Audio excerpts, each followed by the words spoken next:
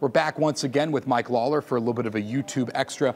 Mike, behind closed doors, when you're having this discussion, did somebody say out loud, there's no way we're going to execute anybody ever again if we're doing a prospective? Like legally, constitutionally, there's no way we can keep doing this. Well, that's one of the things I kept repeating over and over. Like, no matter how you write or rewrite this law, no one's actually going to be executed unless they volunteer, like Michael Ross, right? And that proved to be the case.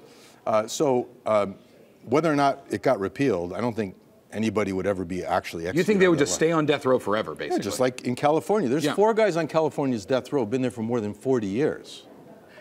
As far as the access to these drugs, that's its own issue, right? Because most compounding pharmacies don't want anything to do with capital punishment anymore. No pharmaceutical company is willing to sell drugs for that purpose. And so the states that have tried to find them go sort of off the books way to do it. And in fact, Connecticut, on the day that the death penalty was abolished by the Supreme Court, had no drugs to actually carry out an execution. That's the case in most states, you know.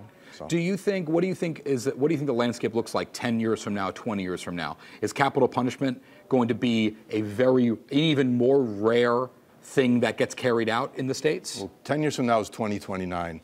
There'll be no capital punishment in the United States by then. You don't think so? No, definitely not. On what grounds, do you think? I think it's just going to get, well, on all the grounds that got eliminated in Connecticut. There's philosophical arguments and there's practical arguments, and you combine those two things. But I mean, you know, most guys on death row in Texas, which is the most aggressive state, have been sitting there for decades, and you know, very few people who get sentenced to death in Texas actually ever get executed. I guess what I'm asking, though, Mike, is it going to be as a result of a repeal, or is it going to be because they just don't happen? Well, I think there'll be more repeals in the next year or two. I mean, there's very ambitious efforts going on in a bunch of red states, Utah, for example. Yes.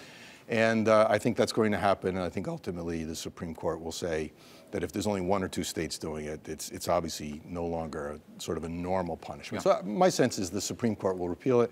I think it'll be done by conservative justices. And you know, don't forget, the author of the decision in Connecticut, Justice Palmer, former head state prosecutor, former federal prosecutor, had always supported death penalty. And on this particular case, he goes, look, for all the reasons they cite in the opinion, like this is a fraud, this policy, and we're just going to, it's not right. Got it. Mike Lawlor, thank you so much. University of New Haven. Face the Facts with Max Reiss every Sunday, 10 o'clock. Thanks for checking out Face the Facts with Max Reiss on YouTube. If you want more politics in your feed, be sure to subscribe to the channel and hit that bell to be notified whenever there's a new video.